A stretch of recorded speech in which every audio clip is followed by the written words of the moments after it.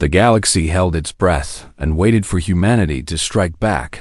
Every species that had watched the destruction of the supply station expected retaliation.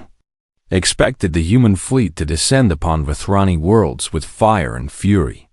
Expected the violence that the hegemony had always claimed was inevitable when dealing with such an aggressive species. Instead, Ambassador Yoon Se-rin called for an emergency session of the Galactic Senate. And what she brought with her changed everything. The survivors came first, hundreds of them.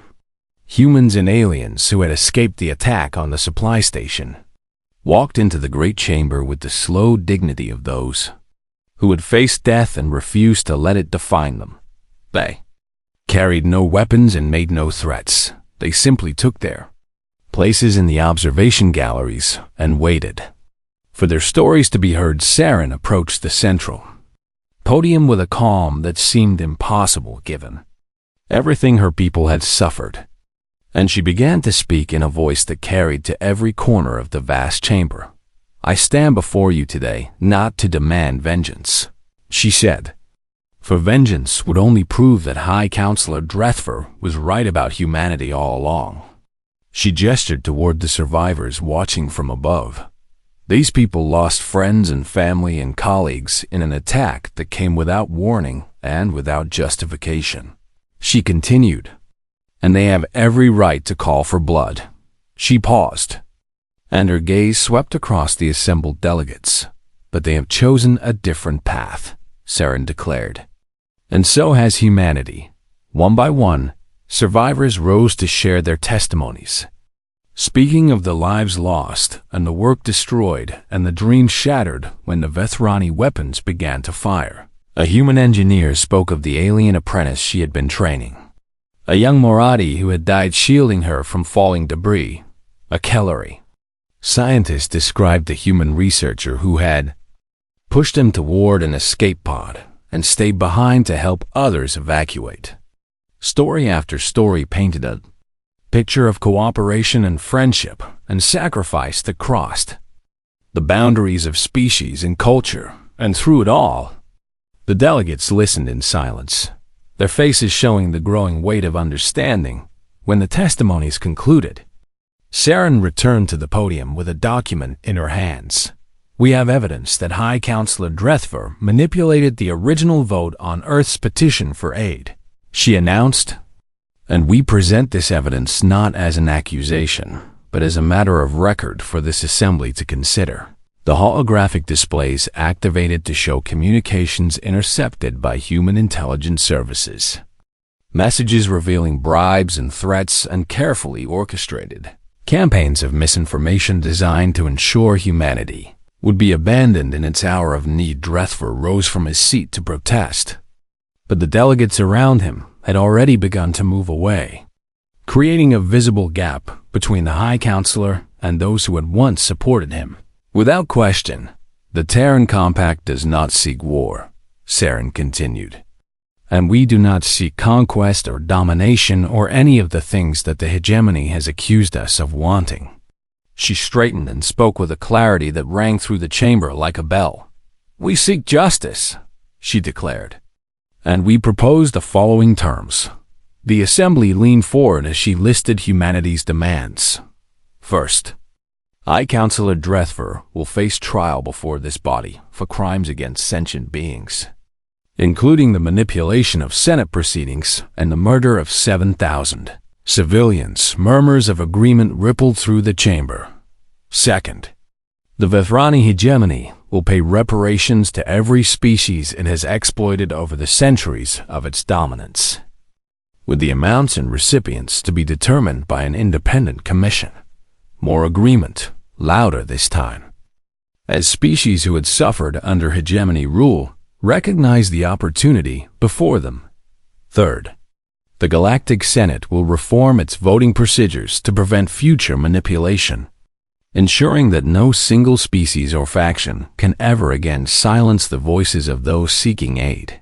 The chamber erupted in debate as delegates discussed these proposals with their neighbors, and Saren waited patiently for the noise to subside before delivering her final point.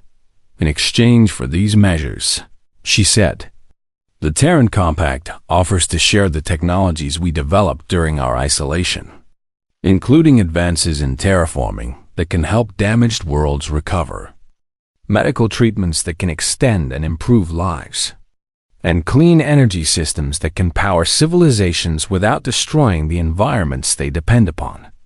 She spread her hands in a gesture of openness. We offer this not as payment or bribery, Saren concluded, but as a demonstration of what humanity can contribute when we are treated as partners rather than threats. The vote was unanimous. Not a single species stood in defense of Drethvor as security officers approached his seat, and the once powerful High Counselor was led away in restraints, while the assembly that had once obeyed his every word watched in silence in the weeks that followed. The galaxy transformed. The Vethrani hegemony submitted to the terms imposed by the Senate, and their reparations funded reconstruction efforts across dozens of worlds that had suffered under their rule. The voting reforms passed with overwhelming support, creating safeguards that would make future manipulation nearly impossible, and humanity took its place as a founding member of the new Galactic Compact, an alliance of species committed to cooperation and mutual respect rather than domination and fear. Tavan found Ambassador Saren standing alone on an observation deck overlooking the stars, and she approached with a question that had been troubling her since the vote. You had the power to destroy them, she said, and your people had every reason to want revenge after everything they did to you. Saren nodded, but did not turn from the view. We did, she agreed. Then why show mercy? Tavan asked. And why offer gifts to those who abandoned you in your darkest hour? Saren was quiet for a long moment before answering. Anyone can destroy, she said at last. And destruction is easy because it requires nothing but strength and anger and the willingness to use them. She turned to face Tavan with eyes that held both sorrow and hope.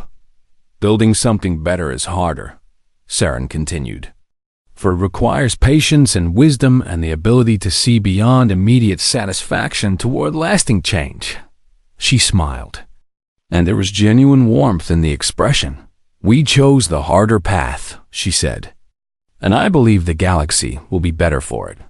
1 year later, Earth hosted the first meeting of the Galactic Compact on its newly restored surface, and delegates from hundreds of species marveled at what humanity had accomplished. The skies were clear and the oceans were healing, and cities rose where destruction had once reigned supreme. And in the great hall where the meeting took place, a plaque hung above the entrance, bearing words that had become the motto of the Terran Compact. They expected us to die. It read, and we chose to live instead. Humanity had taken its place among the stars, not as conquerors or victims, but as builders of something new, and the galaxy would never underestimate them again. The Terran Compact did not fire another shot, and that restraint proved more devastating to the Vethrani hegemony than any military campaign could have been. Instead of conquest, humanity offered trade instead of demands. They proposed partnerships instead of threats. They simply presented alternatives to the system that the hegemony had dominated for thousands of years. The first defection came from the Marathi, a species that had served as laborers and technicians for the Vethrani for 6 centuries under terms that amounted to economic slavery. Human negotiators met with their leaders and offered something unprecedented: equal partnership, fair compensation for work, and a share in the profits of any joint ventures. The Marathi signed the agreement within a week, and their departure from the hegemony sphere of influence sent tremors through every client state watching the situation unfold. More defections followed as Boise's species realized they had options they had never possessed before. The Kelori government, swayed by Tavan's reports and direct contact with human diplomats, became the first major power to formally ally with the Terran Compact. Their announcement sent shockwaves through the Senate chamber. for the Kalori were respected and their scientific achievements admired. And their endorsement of humanity carried weight that smaller species could not provide. Tavan herself traveled to Earth as part of the first official delegation, and what she saw there confirmed everything she had suspected during her months of investigation. The planet was healing faster than anyone had believed possible, with human ingenuity and alien technology combining to repair damage that should have taken generations to address. More importantly, she saw humans working alongside species from across the galaxy, former enemies and strangers becoming colleagues and friends as they built something new together. "You could have conquered us," she said to Ambassador Saren during a private meeting. "For your fleet is powerful, and our defenses were unprepared for such rapid advancement." Saren shook her head and smiled. "Conquest creates resentment that lasts for generations," she replied. "And we have had enough of being resented for simply existing." She gestured toward the window of her office, where a view of the recovering landscape stretched toward the horizon. "We want partners, not subjects," Saren continued. "And we want to prove that strength can be used for building rather than destroying." Tavan considered this for a moment before asking the question that had brought her here. "What happens to those who voted against you?" she said, "and specifically, what happens to the Vysrani hegemony?" Saren's expression grew serious. "We have evidence that High Counselor Drethfer manipulated the vote on our petition," she said, "and we intend to present that evidence to the Senate when the time is right.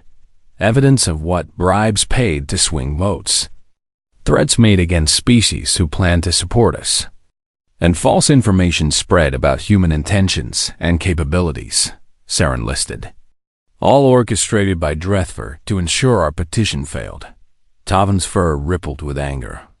For such manipulation violated everything the Galactic Senate was supposed to represent. "The Kellery will support a formal investigation," she declared, "and I believe many others will as well." But before any investigation could begin, Drethfer made a decision that would seal his fate, watching his coalition crumble and his influence diminish with each passing day. The High Counselor concluded that only decisive action could save the hegemony's position. He ordered a military strike against a human supply station in neutral space, a facility that served as a hub for the new trade networks humanity had established. The attack came without warning. A Vethrani battle group, emerging from faster-than-light travel and opening fire before anyone could respond. 7,000 people died in the assault. Humans and aliens alike who had been working together on the station when the weapons began their work. The station burned for 3 days before the fires finally exhausted themselves, and the galaxy watched in horror as rescue teams recovered bodies from the wreckage. Drethfer announced that the attack was a defensive measure against human aggression, but his justifications rang hollow against the images of the dead. "They were civilians," cried the representative of the Moradi during the emergency session that followed. "And they included our people who had chosen to work with humans in peace." Similar protests came from a dozen other species, whose citizens had been killed in the attack. And the chamber that had once supported the hegemony's policies now echoed with condemnation. Ambassador Saren requested permission to address the assembly, and this time no one moved to stop her as she walked to the central podium. "We have been patient," she said, her voice carrying a grief that silenced every whisper in the chamber. "And we have been restrained. And we have tried to show this galaxy that humanity can build rather than destroy." She looked directly at Drethfer, who sat in his seat with the rigid posture of someone who knows they have made a terrible mistake. 7,000 people trusted that this assembly would protect them from unprovoked violence, Saren continued. "And they are dead because one leader decided his pride mattered more than their lives." The chamber waited in silence for what would come next. For surely humanity would now unleash the vengeance that the hegemony had always warned about. But Saren surprised them all. "We do not seek war," she declared. For war would only create more graves and more orphans and more reasons for hatred to fester across the stars. She turned to address the full assembly. "We seek justice," she said, "and we call upon this Senate to provide it." The question hung in the air as 800 species considered their response. And everyone in the chamber understood that the answer would determine the future of galactic civilization. Would they stand with humanity, or would they fall with the hegemony? The vote would come soon, and Drethver could only watch as the empire he had built began to crumble around him. The Vethrani trade convoy consisted of 47 vessels, carrying goods worth more than the annual economic output of most younger species. And it traveled along a route that had been safe for 10,000 years until the day it vanished. The first sign of trouble came when the convoy missed its scheduled communication check with Hegemony Command, and search vessels were dispatched within hours to determine what had happened. What they found when they arrived at the convoy's last known position defied everything they expected. All 47 ships floated in perfect formation, completely intact but utterly powerless, their engines cold and their weapons stripped away with surgical precision. The crews were unharmed, confused but healthy, and they reported being boarded by silent figures in advanced combat armor who had disabled every system on every ship.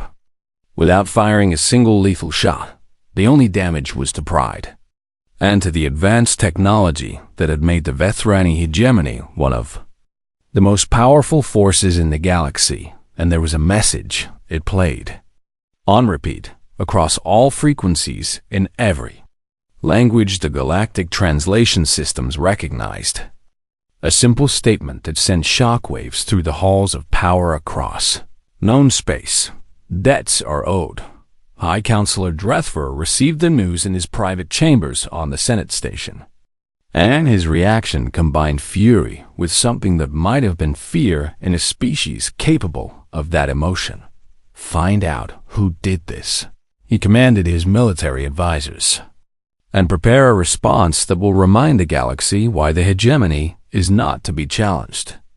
But the intelligence reports that arrived over the following days painted a picture that made military response seem less and less wise. The attackers had been human, and they had not come from a dying civilization, struggling to survive in the 6 months of silence. Since the Senate vote, humanity had accomplished something that should have been impossible. They had unified their scattered colonies into a single political entity called the Terran Compact, pooling resources and expertise and determination into a coordinated effort that had transformed their civilization. They had reverse-engineered Vethrani technology, captured from trade vessels and diplomatic gifts over the years, improving upon designs that the hegemony had considered unmatched in the galaxy. They had built a fleet that rivaled any single species in firepower and exceeded most in technological sophistication, and they had been making friends while the Galactic Senate had ignored or dismissed the smaller species on the fringes of civilized space. Human diplomats had been visiting them with offers of trade and alliance and respect. Species that the hegemony had exploited for millennia found themselves courted by humans who actually listened to their grievances and offered solutions that did not involve submission or tribute. The map of galactic allegiances was shifting beneath the hegemony's feet, and Drethver had been too focused on his own superiority to notice. "This is an act of war," he declared to the emergency Senate session he had convened, "and the Galactic Senate must respond with united force against this human aggression." But before any delegate could respond, the chamber's communication systems activated without authorization, and a face appeared on every display that the hegemony had believed secure against intrusion. Ambassador Yunsurin looked older than she had 6 months ago, her hair streaked with gray and her eyes carrying the weight of everything her people had endured since the Senate abandoned them. but her voice carried no weakness when she spoke. "High Counselor Drethver," she said, "I bring greetings from the Terran Compact." The chamber erupted in chaos as delegates demanded explanations and security officers scrambled to trace the transmission. But Saren continued speaking as if none of that mattered. 6 months ago, humanity came before this assembly asking for help in our darkest hour, she said. And you turned us away because you believed we were weak and primitive and unworthy of your concern. She paused, and something that might have been a smile crossed her face. You were wrong. The display shifted to show images of Earth's recovery. Cities rising from the ashes and fields green with new growth and orbital stations being constructed to protect the planet from future threats. We survived without your help, Saren continued. And we rebuilt without your charity, and we did it by working harder and faster and smarter than anyone in this galaxy believed possible. The images changed again to show the fleet that humanity had built. Hundreds of ships gleaming with technology that combined the best of human innovation with stolen secrets from a dozen species. We did not attack your convoy to start a war, Counselor Drethver, Saren said, for war would be easy. And we are not interested in easy. She leaned forward, and her eyes seemed to find the High Counselor wherever he sat in the chamber. We attacked your convoy to deliver a message, she said. And the message is this: there are consequences for cruelty, and debts must be paid. Drethver rose from his seat, his scales flushing with the colors of rage. You threatened the Galactic Senate, he shouted, and you will be destroyed for this insult. Saren shook her head slowly. I am not threatening anyone, she replied. For threats are the tools of those who lack the strength to act. The display showed a map of galactic trade routes, and several of them now glowed red to indicate human control. We have simply taken positions along the pathways that carry goods and resources across the galaxy, Saren explained. And we will decide who passes and who does not. The economic implications hit the assembled delegates like a physical blow. For those routes connected the hegemony to its client states and allies and sources of wealth. This is not war, Saren said. But it is also not peace.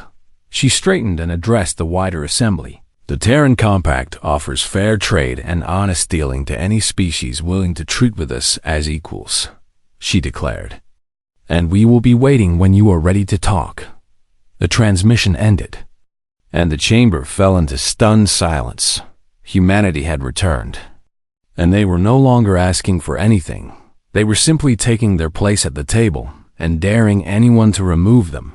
And as Drethver looked around at the faces of his fellow delegates, he saw something he had never expected to see in response to human actions. He saw respect. 6 months passed, and Earth went silent. The communications networks that had once carried millions of messages between humanity's homeworld and the wider galaxy fell quiet one by one. And the trade ships that had traveled well-established routes stopped appearing at their scheduled destinations at first. The Galactic Senate paid little attention to this development, for they had expected humanity to struggle after the denial of their petition. And silence seemed like a natural consequence of a civilization in decline. High Counselor Drethver used every opportunity to remind his colleagues of the wisdom of their decision, pointing to Earth's disappearance from galactic affairs as proof that humans had never been ready for the responsibilities of interstellar civilization. They reached too far and too fast, he declared at a routine assembly meeting. And now they retreat to lick their wounds like the primitive creatures they truly are. The delegates who had voted against Earth's petition nodded in agreement, comfortable in their certainty that they had made the right choice. And those who had supported humanity kept their doubts to themselves. Life in the galaxy continued as it always had, with trade routes flowing and diplomatic disputes simmering and ancient rivalries playing out across the cold distances between stars. But not everyone forgot. About the humans, Tavan was a young scientist of the Kalori species, and her people had abstained from the vote on Earth's petition, despite her personal objections to that decision. And she had spent the months since the verdict gathering information about what was really happening in human space. Her species valued knowledge above all else, and the complete silence from an entire civilization struck her as deeply suspicious. Dying species make noise, she told her research assistant. One evening, as they reviewed the latest sensor data from the Galactic Rim, for they cry out for help and broadcast their suffering and leave behind records of their final days. She gestured at the display, showing the empty frequencies where human communications had once filled the electromagnetic spectrum, but the humans have gone quiet in a way that suggests intention rather than collapse, she continued. And I want to know why. Her investigation led her to the border regions, where human space met the territories of other species. And what she found there made her hearts beat faster with a mixture of excitement and concern. Human merchant vessels were appearing in greater numbers than before the Senate vote, not fewer, and they traveled in convoys that suggested organization rather than the desperate flight of refugees. More troubling still, the ships had been modified in ways that the standard databases could not identify, with hull configurations and engine signatures that match no known human designs. Tavan filed a report with the Kalori government, requesting permission to investigate further, and she received approval within days. For her people shared her curiosity about this mystery. She traveled to a trading station on the edge of human space, where a few human merchants still conducted business with alien species. And she approached one of them with questions she hoped would reveal what was happening beyond the silent border. The human was a weathered woman named Park Jinha, who captained a small cargo vessel. And she listened to Tavan's questions with an expression that revealed nothing. You want to know what is happening on Earth, Park said. And it was not a question. Tavan flattened her ears in the Kalori gesture of honest intent. My species did not vote against your petition, she replied. And I believe something important is occurring that the rest of the galaxy does not understand. Park studied her for a long moment before responding. Earth is recovering, she said simply. And the colonies are helping, but the Senate denied your request for aid, Tavan protested. And your homeworld suffered catastrophic damage that should take generations to repair. Park smiled, and there was something in that expression that made Tavan's fur stand on end. The Senate taught us that we cannot rely on anyone but ourselves, Park said, and we took that lesson to heart. She would say no more. And Tavan left the station, with more questions than answers, but she had seen enough to know that whatever was happening in human space was not the slow death that the Galactic Senate expected. She prepared a formal warning for the Senate, detailing her observations and her concerns. And she traveled to the great station where the assembly met to deliver it in person. High Councilor Drethver received her report with barely concealed contempt. You Kalori always did have a weakness for hopeless causes, he said as he skimmed the document. And I assure you that whatever the humans are doing in their isolation, it poses no threat to galactic stability. The shipping patterns suggest coordinated activity across their entire territory, Tavan insisted. And the technological modifications I observed indicate rapid advancement beyond their previous capabilities. Drethver waved one of his 4 hands in dismissal. Desperate measures from a dying species, he declared. And nothing more. He returned her report and turned away to address more pressing matters. And Tavan found herself escorted from the chamber by guards who treated her like a nuisance rather than a scientist bringing important information. She returned to Kalori space and continued her observations from a distance, watching the borders of human territory for signs of what was happening within. And she began to notice that she was not the only one paying attention. Representatives from a dozen smaller species, had started making quiet inquiries about humans.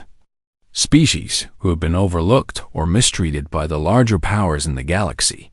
Species who might be interested in alternatives to the current order. Something was building in the silence between the stars, something the Galactic Senate refused to see. And when it finally revealed itself, Talvin suspected that High Counselor Drethver would discover just how wrong he had been about everything. The humans were not dying. They were preparing, and the galaxy was about to learn what happened when humanity stopped asking for permission and started taking action on its own terms.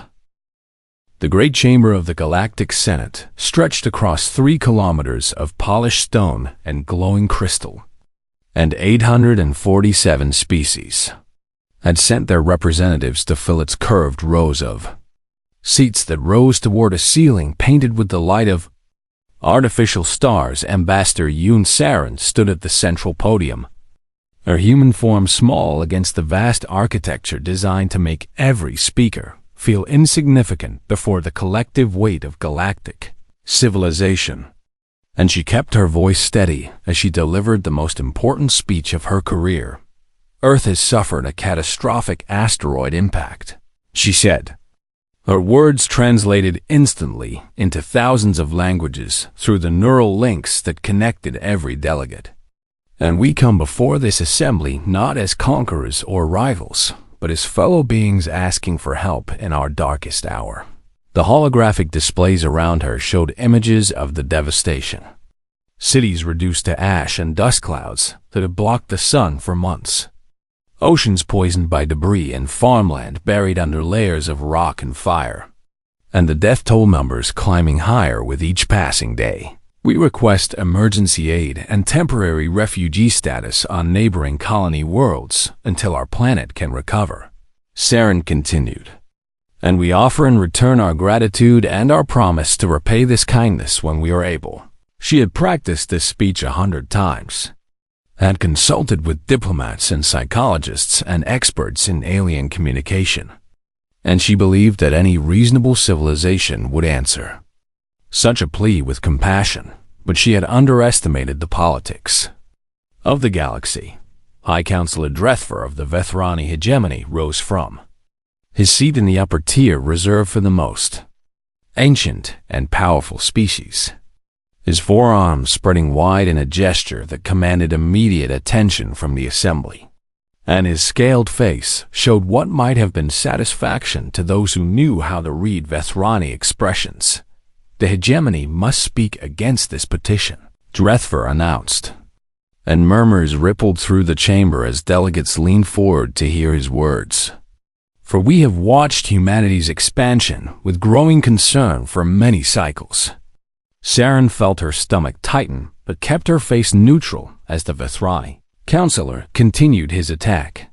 These humans spread across the stars faster than any species in recorded history, Drethver said, and they did so without asking permission, without forming proper alliances, without respecting the boundaries that older civilizations established long before their ancestors learned to make fire. He turned to address the wider assembly, his voice carrying the weight of a species that have ruled its corner of the galaxy for 50,000 years. They are aggressive and short-lived and driven by impulses they barely understand, he declared. And now they come crying for help when nature itself has shown them the consequences of their reckless expansion. Saren wanted to interrupt, wanted to defend her species against these unfair characterizations. But protocol demanded she remain silent until the opposition finished speaking. The Vethrani hegemony urges this assembly to consider what message we send if we reward such behavior with aid, Drethver continued. And we remind our fellow delegates that resources given to humans are resources taken from more deserving species who have earned their place in galactic society. He sat down to scattered applause from the delegates of species allied with the hegemony. And Saren realized with growing horror that the vote might actually fail. The debate continued for 6 more hours as species rose to speak for or against the petition. And Saren watched the numbers shift back and forth on her private display. Watched hope rise and fall as different factions made their positions known. The Calorie representative spoke in favor of aid, arguing that compassion should not require a species to prove its worth first. But her voice was drowned out by the louder declarations of the hegemony's allies.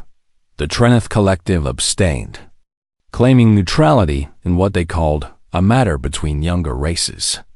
And their withdrawal took 47 votes from the count Saren needed to succeed when the final tally appeared on the great display above the chamber. Saren felt the ground shift beneath her feet, even though she stood perfectly. Still, the petition had failed by 31 votes. Earth would receive no aid from the Galactic Senate. Saren gathered her documents and prepared to leave the podium. Her movements mechanical as her mind raced through the implications of this decision for the billions of people suffering on her homeworld, Ambassador Yoon. She turned to find High Counselor Drethver approaching her with two of his aides, and his expression carried that same satisfaction she had noticed during his speech. A regrettable outcome, he said, though his tone suggested he found nothing regrettable about it at all. But perhaps this will teach your species the value of patience and proper diplomatic cultivation. Saren met his four eyes without flinching and spoke in a voice that carried no emotion. You have made your position clear, Counselor. I hope there are no hard feelings, Drethver continued. And one of his aides made a sound that might have been a laugh. For the hegemony bears no ill will toward humanity, and simply believes that your species should have remained in its cradle a while longer before reaching for the stars. Saren felt something cold settle in her chest. Something that might have been despair, or might have been something else entirely. And she chose her next words with great care. The Senate has voted, she said, and humanity will remember this day. Drethver tilted his head in a gesture of dismissal. I am certain you will, he replied. And perhaps in a few thousand years, when your species has learned humility, you may petition again. Saren turned and walked away without another word, her footsteps echoing through the emptying chamber as delegates departed to celebrate or commiserate, depending on their allegiances outside the Senate building. The human delegation waited with faces that showed they already knew the result, and none of them spoke as they boarded the transport that would carry them back to their ship. As the vessel lifted away from the station, Saren looked down at the gleaming structure that housed the most powerful governing body in the known galaxy, and she made a silent promise to the billions of people counting on her. Earth would survive this betrayal. Humanity would find a way forward without the help they had been denied, and someday, somehow, the galaxy would understand exactly what kind of mistake it had made today. The news of the verdict spread across human space within hours, carried by faster-than-light communications to every colony and outpost and ship that flew under the Terran flag. And the reaction was not what the Galactic Senate had expected. There was anger, yes, and grief and disbelief and all the emotions that came with abandonment. But beneath all of that, there was something else. There was determination. And as Earth's delegation began their long journey home, the humans they had left behind were already planning what came next.